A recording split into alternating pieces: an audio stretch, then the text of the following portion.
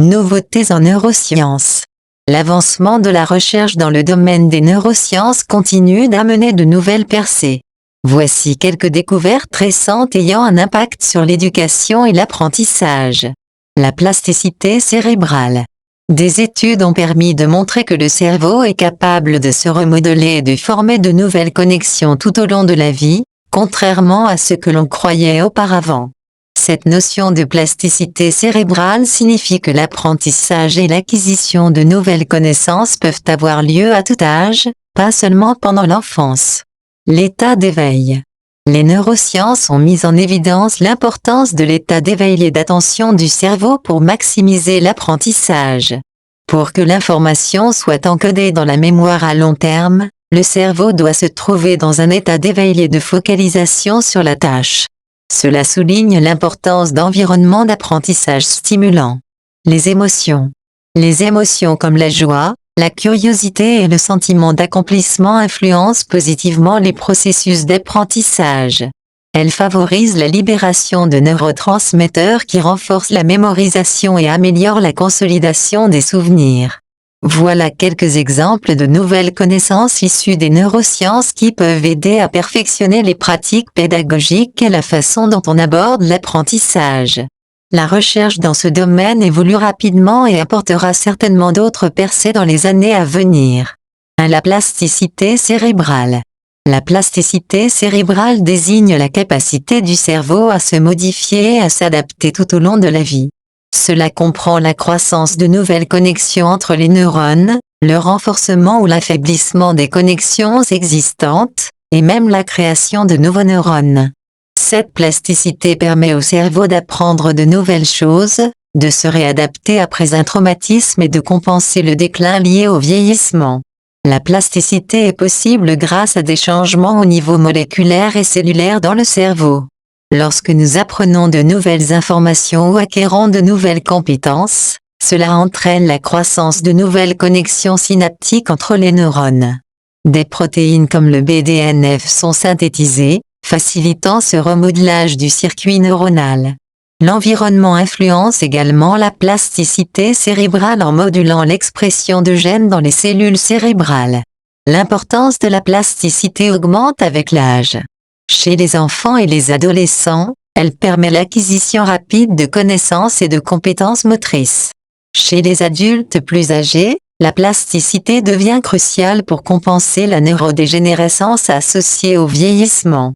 Des études montrent que rester actif intellectuellement et physiquement aide à maintenir cette neuroplasticité tout au long de la vie. La plasticité cérébrale se réfère à la capacité du cerveau à se modifier et à changer tout au long de la vie. Un cerveau plastique est capable d'apprentissage et d'adaptation continue. Les enfants en difficulté d'apprentissage peuvent grandement bénéficier de cette plasticité cérébrale car celle-ci leur offre la possibilité de développer de nouvelles connexions neuronales pour améliorer leur façon d'apprendre et de traiter l'information. Plusieurs mesures peuvent activer la plasticité cérébrale chez un enfant. L'exposition à de nouvelles expériences et défis adaptés. Fournir à l'enfant de nouvelles activités stimulantes, des jeux et des défis qui le poussent juste à la limite de ses capacités actuelles. Cela force le cerveau à créer de nouvelles connexions pour assimiler ces expériences. La pratique délibérée et ciblée. Travailler régulièrement et avec intention sur les compétences que l'enfant cherche à améliorer. La répétition renforce les connexions de neurones sous-jacents à ces compétences. Les programmes d'intervention précoce. Les jeunes enfants ont une plasticité cérébrale optimale, donc les interventions spécialisées durant les premières années peuvent améliorer grandement les apprentissages futurs. En exploitant au maximum la plasticité cérébrale des enfants, on peut l'aider à développer de nouvelles stratégies d'apprentissage qui faciliteront son parcours scolaire. L'espoir est qu'avec du temps, des défis et de la stimulation appropriée, le cerveau de l'enfant pourra remédier à ses difficultés initiales. Conseil pour un enseignant des élèves en difficulté. Connaître vos élèves et leurs difficultés spécifiques. Certaines difficultés sont liées à des troubles d'apprentissage comme la dyslexie, la dyscalculie, etc. D'autres tiennent à des facteurs sociaux ou environnementaux. Il faut identifier la nature des difficultés pour adapter votre enseignement de manière personnalisée. Faites le point avec chaque élève sur ses difficultés et ses besoins. Impliquez-le dans la mise en place de stratégies qui lui conviennent. Donnez-lui des objectifs à sa portée pour qu'il retrouve confiance. Variez les supports et méthodes pédagogiques. Utilisez beaucoup d'exemples concrets, d'images, de manipulation. Privilégiez l'apprentissage actif et l'évaluation formative. Soyez patient, positif et encourageant. Félicitez chaque progrès, aussi minime soit-il. Faites appel à d'autres professionnels comme des orthophonistes ou des psychologues si nécessaire. L'état d'éveil. L'état d'éveil. Le plus grand défi auquel l'être humain est confronté dans sa vie est de rester éveillé. L'éveil est un état de conscience lucide et ouverte, d'attention sans jugement. C'est voir les choses telles qu'elles sont réellement, sans les filtrer à travers les idées préconçues et les conditionnements. Pourtant, la plupart d'entre nous vivons en état somnambulique, captifs des pensées et des émotions répétitives. Nous naviguons souvent sur pilote automatique au lieu d'être pleinement conscients et présents au moment présent. Pour atteindre l'éveil, nous devons développer une vigilance constante, observer nos pensées, nos réactions, notre fonctionnement interne avec compassion et sagesse. Nous devons réveiller nos sens et cultiver la joie d'être pleinement vivants. La méditation est un outil puissant pour cultiver l'éveil. Elle nous permet de nous détacher des pensées et d'ancrer notre conscience dans l'instant. Être éveillé n'est pas si facile.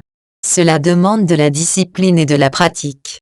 Mais c'est notre véritable nature, une conscience libre, lucide et intérieurement paisible. L'état d'éveil amène bonheur, sagesse et compassion, les fruits ultimes de l'existence humaine. Comment l'état d'éveil dynamise l'action d'apprendre? L'état d'éveil avec enthousiasme et concentration dynamise grandement l'action d'apprendre. Être réveillé et intéressé par le sujet favorise l'assimilation des connaissances. L'attention portée à la matière enseignée est un facteur déterminant dans la réussite et la compréhension des cours.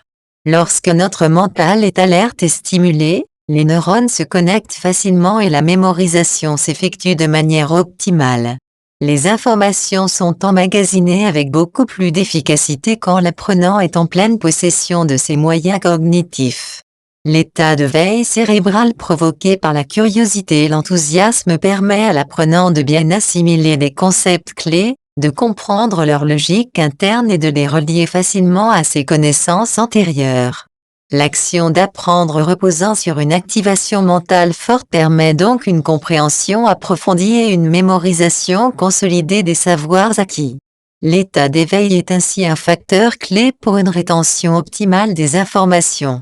Comment ramener les élèves en difficulté d'apprentissage à un état d'éveil?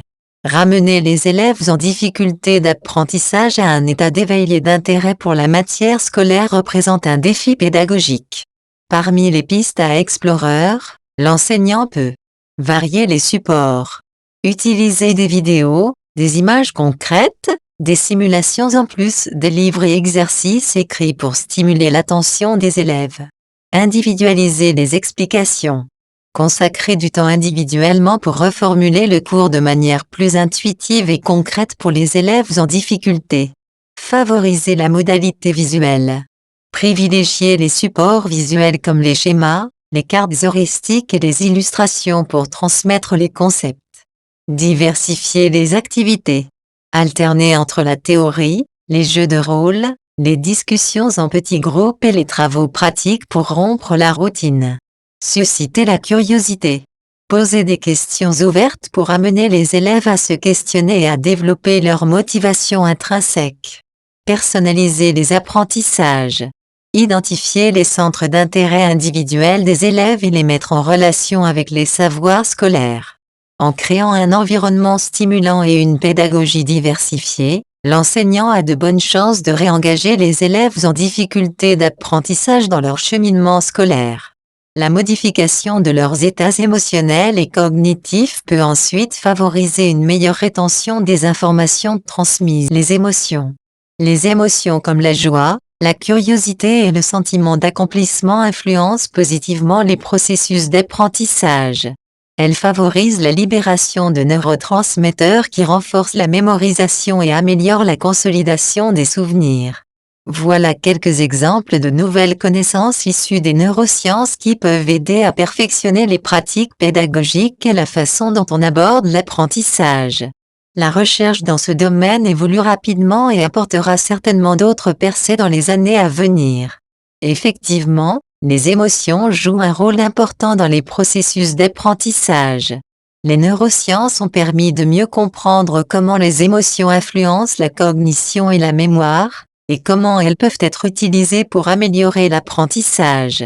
Par exemple, on sait maintenant que l'activation de certaines émotions comme la curiosité, la confiance en soi, l'intérêt et le plaisir peuvent favoriser l'attention, la motivation et l'engagement des apprenants, ce qui peut conduire à une meilleure mémorisation et une consolidation plus efficace des souvenirs. D'un autre côté, des émotions négatives comme la peur, l'anxiété et le stress peuvent perturber les processus d'apprentissage et la mémoire. Il est donc important pour les enseignants de créer un environnement d'apprentissage positif et stimulant pour favoriser les émotions positives et minimiser les émotions négatives. Les enseignants peuvent également utiliser des techniques pédagogiques qui favorisent l'émotion positive, comme l'utilisation de la narration, des exemples concrets, des activités ludiques et interactives, et des feedbacks positifs. En somme, la compréhension des mécanismes neurocognitifs impliqués dans les émotions et l'apprentissage peut aider les enseignants à concevoir des pratiques pédagogiques plus efficaces et adaptées aux besoins des apprenants. La recherche dans ce domaine est en constante évolution, et il est important de rester informé des nouvelles avancées pour améliorer continuellement l'éducation. Les enseignants peuvent minimiser les émotions négatives chez les apprenants en créant un environnement d'apprentissage positif et stimulant. Voici quelques stratégies que les enseignants peuvent utiliser pour atteindre cet objectif. 1. Établir une relation de confiance avec les apprenants. Les enseignants peuvent créer une relation de confiance avec les apprenants en étant disponibles, en écoutant attentivement leurs préoccupations, en étant empathique et en répondant de manière constructive à leurs questions. 2. Encourager la participation active des apprenants. Les enseignants peuvent encourager la participation active des apprenants en les impliquant dans des activités d'apprentissage interactives et en leur donnant des feedbacks constructifs pour les aider à améliorer leur travail. 3. Utiliser des stratégies pédagogiques positives. Les enseignants peuvent utiliser des stratégies pédagogiques positives telles que des activités ludiques et interactives, des exemples concrets, des histoires, des chansons, etc. pour stimuler l'intérêt et la motivation des apprenants. 4. Éviter l'humiliation ou la critique publique. Les enseignants doivent éviter de critiquer publiquement les apprenants ou de les humilier, car cela peut avoir des conséquences négatives sur leur estime de soi et leur motivation. 5. Encourager la résolution de problèmes. Les enseignants peuvent encourager les apprenants à résoudre des problèmes en leur donnant des outils et des stratégies pour surmonter les obstacles et les difficultés. En minimisant les émotions négatives chez les apprenants, les enseignants peuvent favoriser un environnement propice à l'apprentissage, qui encourage les émotions positives telles que la curiosité, la créativité et l'enthousiasme. Cela peut aider les apprenants à acquérir des connaissances de manière plus efficace et à renforcer leur engagement dans le processus d'apprentissage. Bien sûr, voici quelques autres stratégies que les enseignants peuvent utiliser pour minimiser les émotions négatives chez les apprenants. 6. Offrir un soutien émotionnel. Les enseignants peuvent offrir un soutien émotionnel aux apprenants qui en ont besoin. Par exemple, en leur offrant un moment pour parler de leurs préoccupations, en les encourageant à exprimer leurs émotions et en leur offrant des ressources pour aider à résoudre les problèmes. 7. Encourager l'autonomie et la prise de décision. Les enseignants peuvent encourager les apprenants à prendre des décisions et à être autonomes dans leur apprentissage en leur offrant des choix et en leur permettant de participer à la planification de leur propre apprentissage. 8. Créer un climat de classe positif. Les enseignants peuvent créer un climat de classe positif en encourageant la coopération, la communication, le respect et la tolérance entre les apprenants. 9. Offrir des feedbacks constructifs.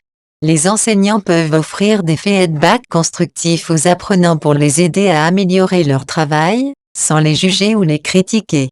10. Adapter l'enseignement aux besoins des apprenants. Les enseignants peuvent adapter leur enseignement aux besoins des apprenants en utilisant des stratégies pédagogiques différenciées qui tiennent compte des différences individuelles et des styles d'apprentissage. En minimisant les émotions négatives chez les apprenants, les enseignants peuvent créer un environnement d'apprentissage positif et stimulant qui favorise les émotions positives et facilite l'apprentissage. Cette approche peut aider les apprenants à acquérir des compétences sociales et émotionnelles importantes, telles que la résilience, la confiance en soi et la capacité à gérer le stress et l'anxiété, qui sont essentiels pour leur bien-être et leur réussite à long terme. Bien sûr, voici quelques autres stratégies que les enseignants peuvent utiliser pour minimiser les émotions négatives chez les apprenants. 11. Favoriser l'inclusion et la diversité. Les enseignants peuvent favoriser l'inclusion et la diversité en reconnaissant et en valorisant les différences culturelles, linguistiques et sociales des apprenants.